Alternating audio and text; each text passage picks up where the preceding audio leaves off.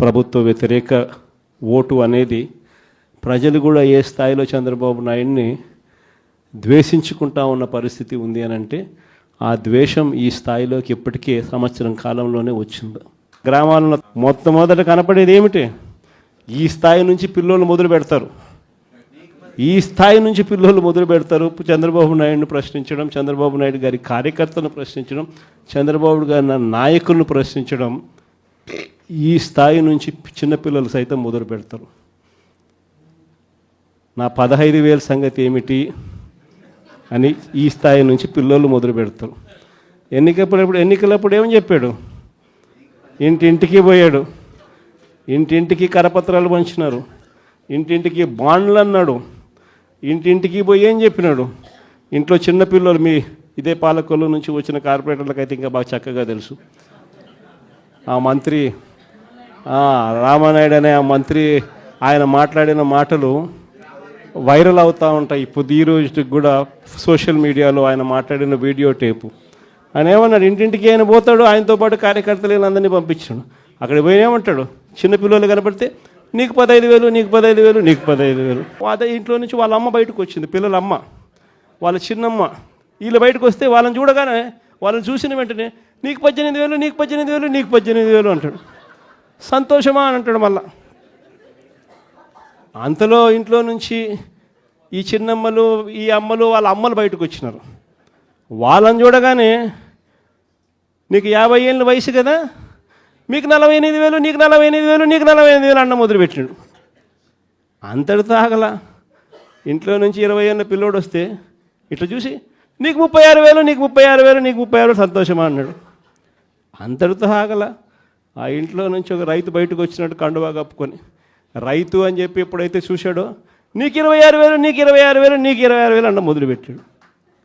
ఇలా మనం చెప్పిన దానికన్నా కూడా 3 4 ఎక్కువగా ఇస్తాము అని చెప్పి ప్రతి ఇంటికి కూడా వీళ్ళు చెప్పిన మాటలు వీళ్ళను వెంటాడుతూనే ఉంటాయి.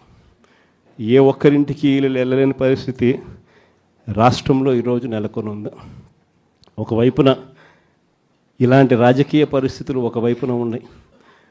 మాట మీద నిలబడని రాజకీయ నాయకుడు ఈరోజు రాష్ట్రంలో ముఖ్యమంత్రి హోదాలో ఉన్నాడు.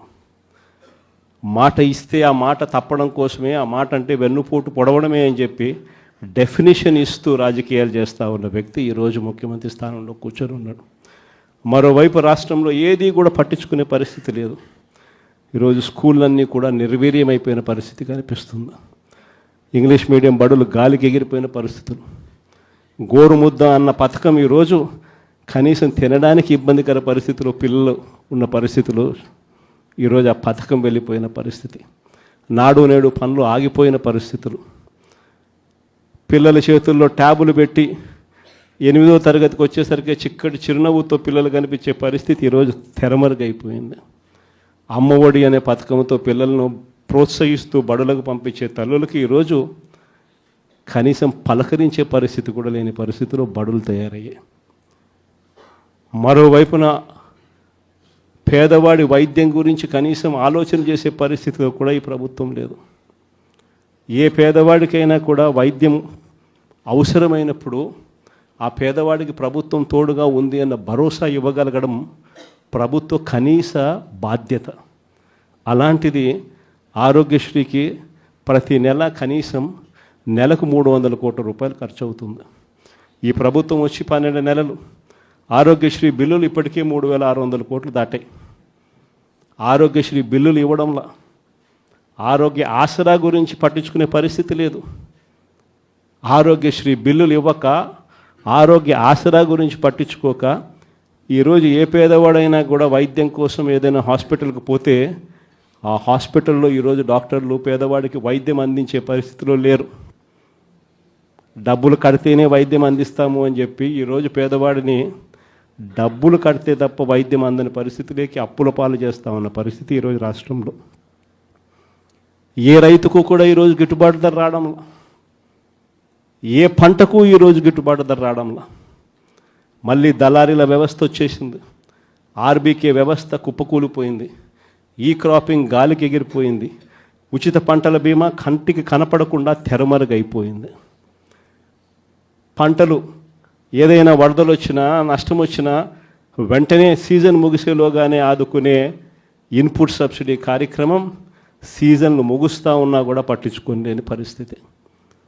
రైతు పరిస్థితి ఈరోజు అగమ్య గోచరంగా కనిపిస్తూ ఉంది. మరోవైపున మనం కట్టిన 17 కొత్త మెడికల్ కాలేజీలు, అందులో 5 మెడికల్ కాలేజీలు మనం ఉండగానే కమిషన్ కూడా చేసాం. కాలేజీలు మొదలయ్యాయి 5 కాలేజీలు. మిగిలిన కాలేజీలు వార్ ఫుటింగ్ బేసిస్ మీద పనులు జరుగుతూ ఉన్నాయి. ఈ పెద్ద మనిషి ముఖ్యమంత్రి అయ్యాడు, కాలేజీలు కట్టాల్సింది పోయి అమ్ముతానని చెప్పి ఈ మనిషి తయారయ్యాడు. పేదవాడికి మెడికల్ కాలేజీలు అందుబాటులో లేకపోతే ఆ డిస్ట్రిక్ట్ హెడ్ క్వార్టర్స్లో ఎప్పుడైనా ఒక మెడికల్ కాలేజ్ అందుబాటులో ఉంటే దాని అర్థం ఒక మల్టీ స్పెషాలిటీ హాస్పిటల్ అందుబాటులో ఉంది అని నిదర్శనం. ఆ హాస్పిటల్స్లో ఆ కాలేజీలు అక్కడ ఉంటే అసిస్టెంట్ ప్రొఫెసర్లు అందుబాటులో ఉంటారు. ఆ కాలేజీలో పనిచేసే స్టాఫ్, పోస్ట్ గ్రాడ్యుయేట్ స్టూడెంట్స్ వీళ్ళంతా కూడా అందుబాటులో ఉండే ఒక మల్టీ స్పెషాలిటీ హాస్పిటల్ ఆ డిస్ట్రిక్ట్లో పేదలకు అందుబాటులో ఉంటుంది. ఎప్పుడైతే ఈ మెడికల్ కాలేజ్ అక్కడ అందుబాటులో ఉంటుందో, గవర్నమెంట్ మెడికల్ కాలేజ్ అందుబాటులో ఉంటుందో, అప్పుడు ప్రైవేట్ రంగంలో ఉన్న ఏ హాస్పిటల్ కూడా పేదవాడిని ఎక్స్ప్లాయిట్ చేయని పరిస్థితిలోకి వస్తాడు. ఎందుకనంటే ఎక్స్ప్లాయిట్ చేసే పరిస్థితి అంటే అక్కడే గవర్నమెంట్ హాస్పిటల్ ఉంది కదా, మెడికల్ కాలేజ్, ఆటికి పోతామని చెప్పి చెప్తారు ఎవరైనా కూడా. ఆ పరిస్థితి నుంచి నాశనం చేసి కాలేజీలు అమ్మడానికి సిద్ధపడ్డాడు. మన ప్రభుత్వ హయాంలో గతంలో ఎప్పుడు జరగని విధంగా, రాష్ట్ర చరిత్రలో ఎప్పుడు చూడని విధంగా మనం కొత్తగా గవర్నమెంట్ రంగంలో 3 పోర్టులు ఏకంగా కట్టడానికి శ్రీకారం చుట్టాం. ఇదే విశాఖపట్నం జిల్లాల ప్రజలకు అందరికీ కూడా బాగా తెలుసు. మూలపేట శ్రీకాకుళం జిల్లాలో పోర్టు. గతంలో ఎప్పుడు ఊహించని విధంగా శ్రీకాకుళం జిల్లాకు అభివృద్ధి బాట నడిపించే ఒక గొప్ప అడుగు ఆ పోర్టు. ఆ పోర్టులో అడుగులు వేసింది ఎప్పుడు అనంటే మన ప్రభుత్వం వచ్చిన తర్వాతనే. అక్కడే మనం భూములు కొనుగోలు దగ్గర నుంచి, పర్మిషన్ తేవడం దగ్గర నుంచి, చివరికి ఆ పోర్టు ఇబ్బంది పడకోకుండా ఫైనాన్షియల్ క్లోజర్ కూడా మనమే పూర్తిగా కంప్లీట్ చేసి ఏకంగా మనం 30% పనులు కూడా పూర్తి చేసే కార్యక్రమం మనం చేస్తే, చంద్రబాబు నాయుడు గారు ఇప్పుడు ఆ 3 పోర్ట్లను, గవర్నమెంట్ రంగంలో ఉన్న 3 పోర్ట్లను కమిషన్ల కోసం అమ్మడానికి ఈ పెద్ద మనిషి శ్రీకారం చుట్టాడు. ఇదే పెద్ద మనిషి చంద్రబాబు నాయుడు గారు ఇదే ఉత్తరాంధ్రలో ఎప్పుడు చూడని విధంగా ట్రైబల్ ప్రాంతాన్ని అభివృద్ధి పదంలో మనం నడిపించాం. ట్రైబల్ ప్రాంతంలో ఒక ట్రైబల్ ఇంజనీరింగ్ కాలేజ్, ట్రైబల్ ప్రాంతంలో ఒక మెడికల్ కాలేజ్, ట్రైబల్ ప్రాంతంలో ఏకంగా 5 సూపర్ స్పెషాలిటీ హాస్పిటళ్ళు ఐటీడీఏ పరిధిలో, ఏకంగా సాలూరులో ఒక ట్రైబల్ యూనివర్సిటీ కూడా అడుగులు వేగంగా మనం ముందుకు వేయి చేస్తే ఈ పెద్ద మనిషి పూర్తిగా వాటి పనుల గురించి ఈరోజు పట్టించుకునే పరిస్థితులు ఎవడూ లేని పరిస్థితుల్లో ఈరోజు ట్రైబల్ ప్రాంతం కనపడతా ఉంది. ఈరోజు భోగాపురం ఇంటర్నేషనల్ ఎయిర్పోర్ట్ మనందరికీ కూడా పరిచయం. ఆ పనులు 5 సంవత్సరాలు చంద్రబాబు నాయుడు హయాంలో పనులు మొదలు కాల. బ్యాలెన్స్ ల్యాండ్ అక్విజిషన్ పూర్తి ఎప్పుడైంది అని అంటే అది మన హయాంలో. ఆ ప్రాజెక్టు శంకుస్థాపన ఎప్పుడు జరిగింది అని అంటే మన హయాంలో. ఆ ప్రాజెక్టు 30% పనులు ఎప్పుడు పూర్తయ్యాయి అని అంటే అది మన హయాంలో. ఏదైనా కూడా విశాఖపట్నం కానీ, ఉత్తరాంధ్రకు కానీ, రాష్ట్రంలో మరొక చోట కానీ, ఇంకొక చోట కానీ ఎక్కడైనా అభివృద్ధి పథంలో పనులు ఏదైనా జరిగాయి అని అంటే, చివరికి నాడు నేడుతో స్కూళ్ళు సైతం అభివృద్ధి ఎప్పుడు చెందాయి అని అంటే అది ఒక్క వైఎస్ఆర్సీపీ ప్రభుత్వ హయాంలోనే. ఈరోజు అన్నీ కూడా నాశనం అయిపోయిన పరిస్థితి కనిపిస్తూ ఉన్నాయి. ఈ పెద్ద మనిషి అన్ని రకాలుగా కూడా వ్యవస్థలన్నీ నాశనం చేశాడు. ఇచ్చిన హామీలు ఏవి కూడా నిలబెట్టుకునే పరిస్థితిలో లేక ఈ పెద్ద మనిషి ప్రతిదీ కూడా ప్రజలను వెన్నుపోటు పొడిచే కార్యక్రమే చేస్తూ ఉన్నప్పుడు ఆ టాపిక్ నుంచి ప్రజలను డైవర్ట్ చేసేందుకు, ఏ ఒక్కరూ కూడా ఆయనను ప్రశ్నించే స్వరం వినపడకుండా చేసేందుకు ఈ పెద్ద మనిషి చేస్తూ ఉన్న పాలన భయానక పాలన సృష్టించడం.